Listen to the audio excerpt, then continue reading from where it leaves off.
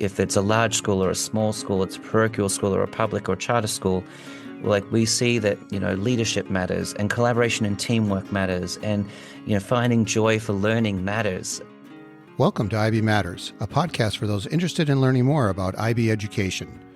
We interview teachers, students, and educational leaders around the world to learn how the International Baccalaureate Framework of Education has improved their practice and how you can use it to improve education in your school. Hi folks, and welcome back to IB Matters. This is another quickcast to introduce and promote presenters and vendors at the IB Global Conference in New Orleans in July 2025. If you're not attending, please stay tuned because our guest today, Phil Evans, is an IB employee who works on initiatives with value for all schools, and the links in the show notes will guide you to learn more about the exciting things happening in the IB. Hi, Phil.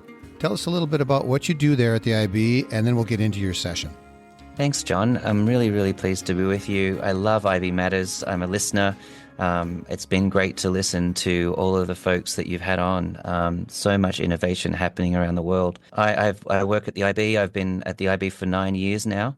I met John as a development manager, and now I'm supporting schools to grow participation in the IB, which really means we're removing barriers to learning for students, for all students, that we're shifting the focus from it just being a rigorous academic program to being a rich learning opportunity that really provides students with the type of learning experiences that really set them up to try new things and to explore their skill sets and to have more opportunities in the future.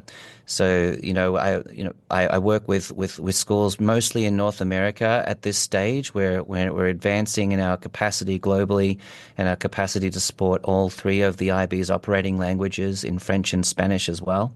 We partner with schools to learn what the challenges are and to advise, provide resources, and to help every student participate in an IB education to some extent. And we've started with language and literature as a great open entry point, and we find that's a great way to start, because every student in North America takes at least 4 years of English.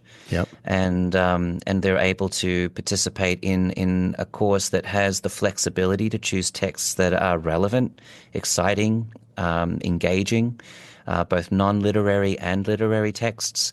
And on the prescribed reading list, teachers even find, surprisingly, that there are authors like Kendrick Lamar, and the kids love things like that. So. Yeah. It's a great way in an accessible way to help students to access rigorous education. Yeah, and I'll put a plug in for that kind of work here in Minnesota. Phil has been a regular visitor and has been part of conversations with schools in our area. And we have a fairly robust group of schools that are doing this kind of work. And it isn't necessarily every single student. It's often a big chunk of students. But I had another podcast recently where one of the staff at district office in Minneapolis talked about the fact that they can take the data and look at how these kids are doing in these classes, getting them in the class, getting them to take the exams and also to be successful. And, if you're following along, if you do that, get the kids in the room, you have the opportunity to help them move forward. And as Phil described, language and literature is an excellent place to start. Phil, let's just jump in and talk about the session. Part of what we're doing here today is just giving a little teaser so that people who are attending the session know what it's about. But actually, there are ways, and you've provided a lot of great links. So listeners who are not attending the IB Global Conference have almost everything you're going to have showing people that go. There's things that they can link up with. So talk about the session. What's it called, and when is it being offered, and who's doing it with you? Yeah, for sure. So it's called Towards School-Wide IB because this is not something that happens overnight. It's a process. We're partnering with schools through a year of planning in the process. So it's an IB World Schools departmental initiative that we're building out. And so the byline is advancing access to the DP and CP. And it's great for CP schools because, every student has to take 2 courses. And for students that might be apprehensive about an IB education, sometimes it's not the career-related studies that they're worried about. They're excited about that, but they're like, oh, I don't think I can be an IB kid. So if every student's taking or has the opportunity to take Lang and Lit or Language A course, it shows them, it proves to them that they can do it, and it sort of becomes part of the new school culture.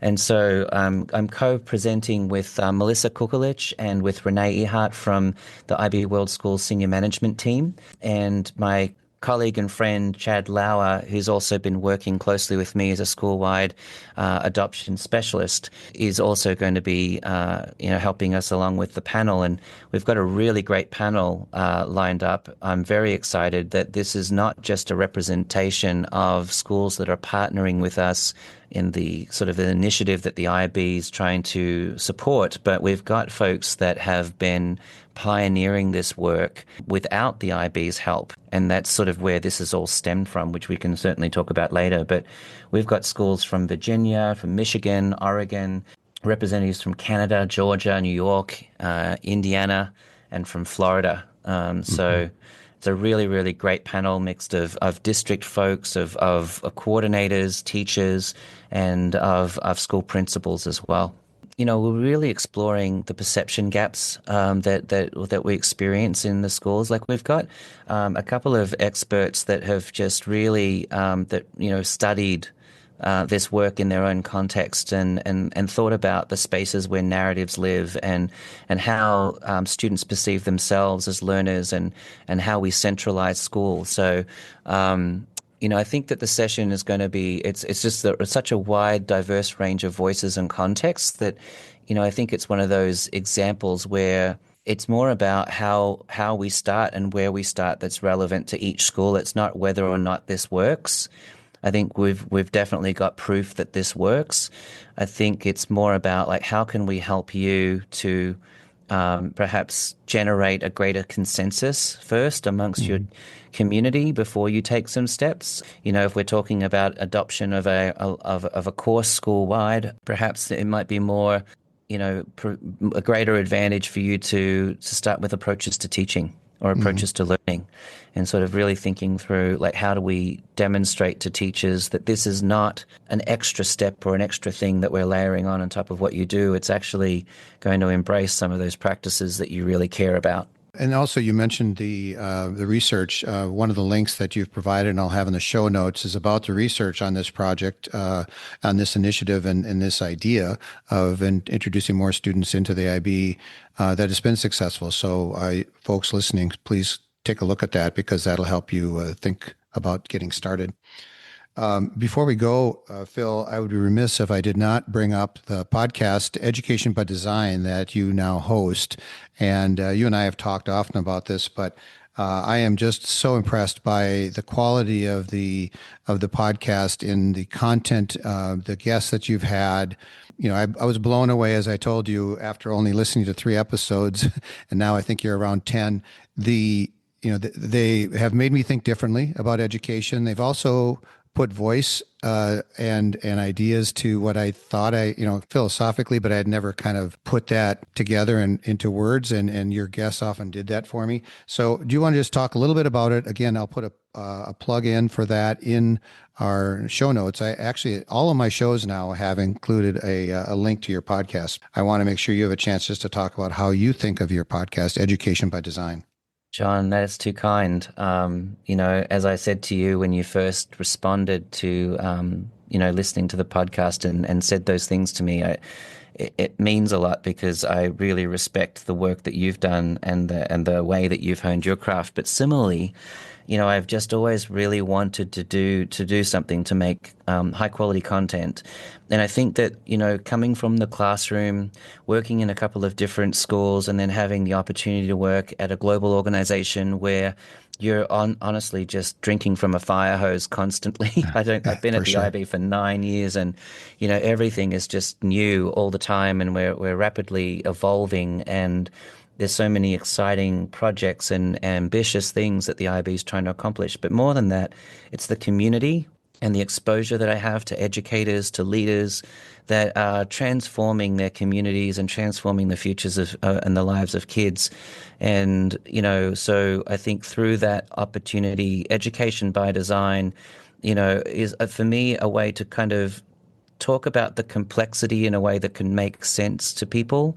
This is an education system and a model, not just a curriculum. Mm-hmm. You talk about that a lot on IB Matters, and unpack the aspects of the IB system and the educators that work to support schools through their self-study and their 5-year review that's really about growth. It's not about, compliance. It's about taking the next steps forward to do better. And that's the way that we hope our students understand their learning, that they come out, and it's not about the 5s, 6s, and 7s. While results are important for different types of things in life, they're not the most important thing. I think when students come out with a sense of self, assurance of how they learn, that's the thing that we've achieved, in helping them to have that efficacy.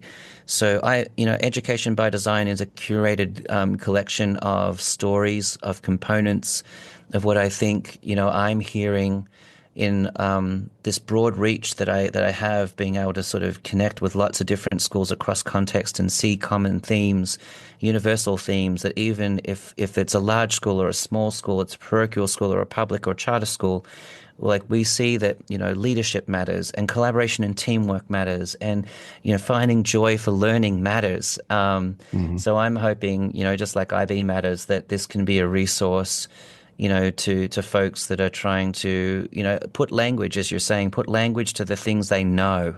Yeah, because that's what this is, right? Yeah. It's not necessarily new or inventive. It can just be helpful to hear something that you believe to be true said in a different way. Mm-hmm. That's very well said. You clearly know your own mission for the podcast. That's excellent. You might want to save that recording for yourself to use in any kind of future slide deck. Yeah, and it's just two things that come to mind as you were talking, and I was thinking about what I mentioned earlier, that I was just kind of moved by some of the things. One is that the theme of just there's a place for all students in schools, and there should be, and educators should ensure that that is the case. And the other was that there are systems that can be built, education by design. There are systems that can be built that outlast the individuals, the leaders in the school, and the teachers that come and go. And clearly this fits beautifully with IB, but in many cases, while you often use IB examples, this is something that when you think about education, we often say that education, or that IB is a funnel for best practice. Well, here are the best practices, and even if you're not doing IB, these are things that a good school should be doing to help ensure that there is a place for all kids, and that the systems outlast the individuals. I agree. And if there's one more thing I could say about it, the introductory line that I've been using is, we've been tweaking the system for decades, but now it's time to perhaps redesign it or rethink it, but not by, changing everything, but by doing what we know works. Mm-hmm. And it's just sort of, you'll know as an educator, and people listening will sort of, we've read the books, we've looked at the theory, we went to Teachers College. And it's amazing to think that we're still stuck in some of these paradigms where we know this doesn't work, for example, changing the curriculum, not giving teachers time to understand the tools and to collaborate and remove barriers and to spend time in that. And then, before they know it, it's changing again. Right. And then we wonder why they don't spend time engaged in it. It's why would you? It's like, I wouldn't. They literally know from, they're just like anyone, your own experience. And it is, if you wait around long enough, it'll change. So why invest the time now? Yeah, but so we've got to get some stability back into education, and I think that's what Education by Design is talking about. Well, thanks again, Phil, and I look forward to seeing you in New Orleans in about a week or so.